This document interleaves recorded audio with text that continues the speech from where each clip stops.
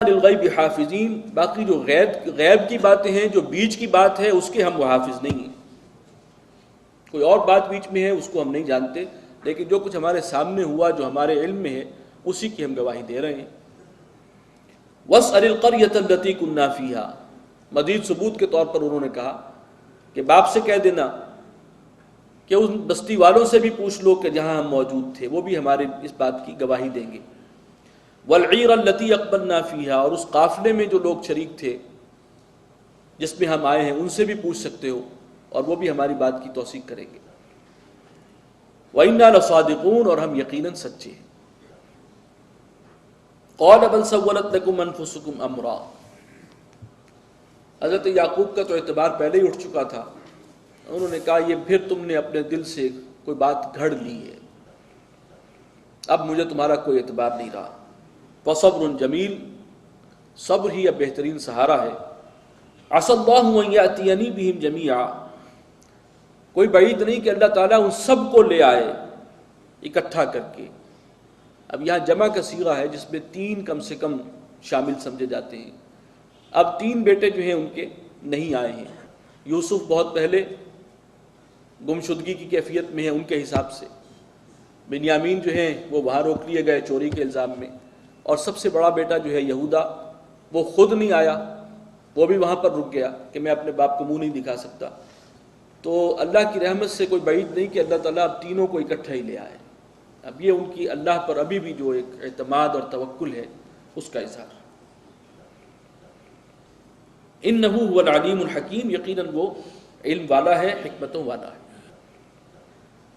وَتَوَلَّى عَنْهُمْ وَقَالَ يَا أَسَفَىٰ عَلَىٰ يُوسُف، اور وہ اپنے بیٹوں سے علیحدہ ہوئے، یعقوب تنہائی میں ایک آہ نکلی ان کی، انہوں نے کہا کہ ہائے افسوس یوسف پر، یعنی پھر اب دوبارہ سے وہ غم جو ہے وہ ہرا ہوا کہ اب ایک بیٹا اور جو ہے وہاں رہ گیا، بنیامین بھی رہ گیا اور بڑا بھی رہ گیا، تو پھر یاد پھر یوسف کی۔ وَابْيَضَّتْ عَيْنَاهُ مِنَ الْحُزْنِ، اور اس رنج اور غم کی وجہ سے، صدمے کی وجہ سے ان کی آنکھیں سفید ہو گئی تھیں، یعنی بینائی ختم ہو چکی تھی۔ وَهُوَ كَظِيمٌ فَهُوَ كَظِيمٌ، اور وہ اس صدمے کو اندر ہی اندر پی رہے تھے، یعنی وہ صدمے کی شدت جو ہے اس پورے عرصے میں کم نہیں ہوئی، اور یہ عرصہ جو ہے میں سمجھتا ہوں کہ کم سے کم 20-25 برس گزر چکے ہیں۔ اب وہ یوسف جو ہیں وہ چھوٹے سے تھے، غالباً 9-10 سال کے ہوں گے اس وقت، اور اب 20-25 برس گزر چکے ہیں، وہ اسی کی یاد میں اور اس صدمے میں ابھی تک گھلے جا رہے ہیں، لیکن ساتھ ہی انہیں اللہ کی طرف سے یقین بھی ہے کہ اللہ تعالیٰ ملائے گا بھی، لیکن جو فراق ہے اس سے، بیٹے سے جدائی، وہ اپنی جگہ اس کا غم موجود ہے۔ قالوا تاللہ تفتأ تذکر یوسف، تو انہوں نے کہا بیٹوں نے کہ اللہ کی قسم تم یوسف کی یاد کو نہیں بھلاؤ گے، نہیں چھوڑو گے تم اس کا بار بار ذکر کرنا، حتی تکون حرضا، یہاں تک کہ ابا جان آپ بالکل ہی گھل جائیں گے اسی یاد میں، او تکون من الہالکین، یا ہو جائیں گے ہلاک ہونے والوں میں۔ قال انما اشکو بثی وحزنی الی اللہ، انہوں نے کہا کہ میں اپنے رنج و غم کی شکایت اور فریاد تو صرف اللہ ہی سے کر رہا ہوں، تم سے نہیں کرتا، میں اپنے رب سے تو کہہ سکتا ہوں۔ وَأَعْلَمُ مِنَ اللَّهِ مَا لَا تَعْلَمُونَ، اور میں اپنے رب سے وہ باتیں جانتا ہوں جو تم نہیں جانتے۔ تو اس سے اندازہ ہوتا ہے کہ انہیں اللہ کی طرف سے کم اتنی یقین دہانی ضرور تھی کہ ہیں زندہ اور ہیں کہیں نہ کہیں، کس حال میں ہیں ہو سکتا ہے وہ نہ ہو، امتحان اللہ نے لینا تھا جس انداز سے بھی لیا، لیکن اتنا اندازہ انہیں ہو گیا کہ وہ ہیں اور کہیں ملاقات ہونی ہے۔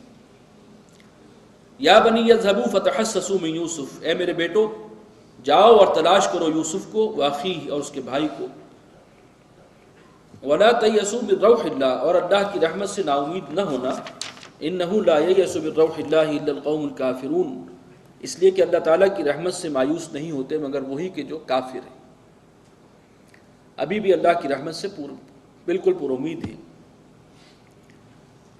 فلما دخلوا علیہ قالوا یا ایھا العزیز مسنا واہلنا الضر، اب پھر یہ بھائی پہنچ گئے یوسف کے پاس، تیسری بار سمجھیے، اور اب حال یہ ہے کہ وہ 7 سال جو قحط کے تھے، غالباً اب یہ بھی اپنے کلائمیکس کو پہنچ گیا تھا یہ دور، اور گھر میں جو بھی رہی صحیح پونجی تھی وہ بھی ختم ہو گئی، فقر و فاقے کی انتہا ہے، شدت ہے قحط کی، اور ادھر بھائیوں کا بھی مسئلہ ہے جو باپ کا معاملہ ہے۔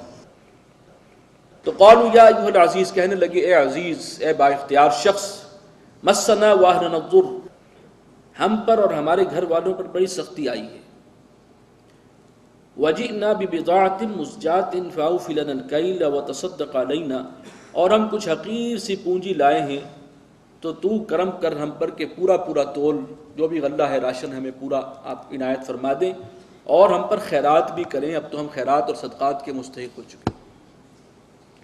یہ جو ہے ان کا ایک درماندگی اور بیچارگی اور فقر کی انتہا تھی۔ ان اللہ یجزی المتصدقین، اللہ تعالیٰ بدلہ دیتا ہے، جزا دیتا ہے صدقہ و خیرات کرنے والوں کو۔ اب اس پر حضرت یوسف سے مزید برداشت نہیں ہوا، چنانچہ انہوں نے وہ راز افشا کر دیا۔ پوچھا قال هل علمتم ما فعلتم بیوسف واخیہ، اپنے بھائیوں سے سوال کیا کہ تمہیں کچھ یاد ہے، خبر ہے کہ جو تم نے اپنے بھائی یوسف اور اس کے دوسرے بھائی کے ساتھ کیا سلوک کیا تھا، کیا کچھ کرتے رہے ہو تم؟ اذ انتم جاہلون، جب تم تھے ناسمجھ نادان۔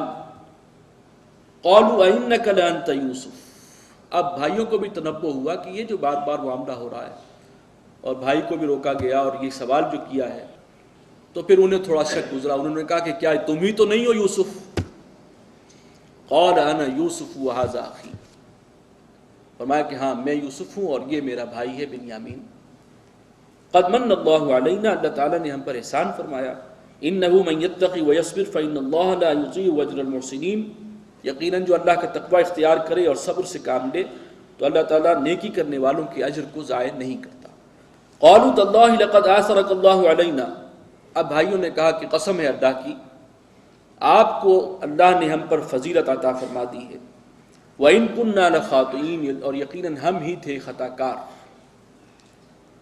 قَالَ لَا تَثْرِيبَ عَلَيْكُمُ الْيَوْمَ، اب ان کی وہی شرافت اور ان کے کریم النفس ہونے کا ثبوت، کوئی لعنت ملامت نہیں، فرمایا کہ آج کے دن تم پر کوئی الزام نہیں۔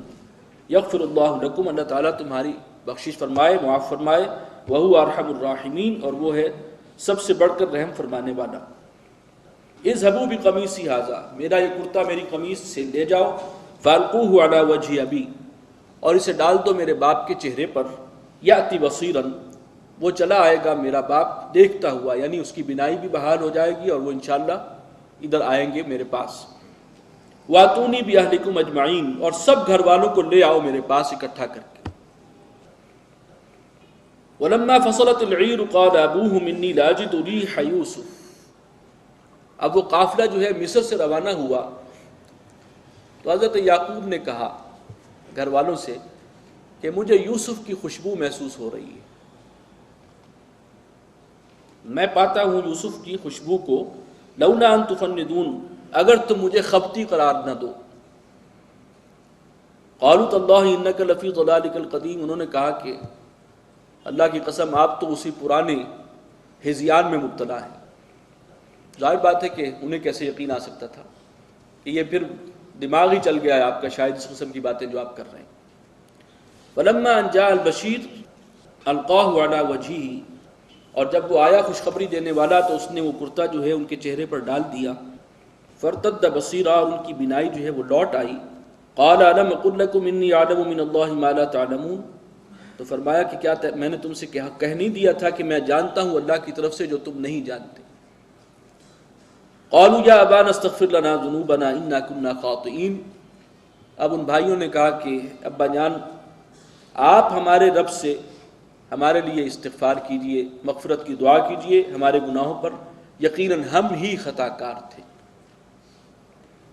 قال سوف استغفر لکم ربی، فرمایا کہ ٹھیک ہے ذرا ٹھہرو، کروں گا تمہارے لیے استغفار میں اپنے رب سے، یعنی ابھی جلدی نہیں ہے۔ اور اس وقت انہیں شاید بہت غصہ بھی آ رہا ہو اپنے بیٹوں پر کہ کیا کچھ یہ کرتے رہے ہیں، مجھ سے جھوٹ بولتے رہے ہیں، تو یہ کہا کہ ٹھیک ہے کروں گا استغفار، ذرا صبر کرو، ذرا دم لو ابھی۔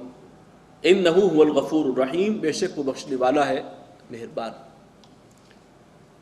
فلما دخلوا علی یوسف آوی الیہ ابویہ، اور اب یہ سب داخل ہوئے ہیں حضرت یوسف کے پاس، ان کے دربار میں پہنچے ہیں، سب کے سب بھائی بھی اور والدین بھی، پورا خاندان۔ آوی الیہ ابویہ، تو اپنے والدین کو حضرت یوسف نے اپنے پاس جگہ دی۔ وقالت ادخلوا مصر ان شاء اللہ آمین،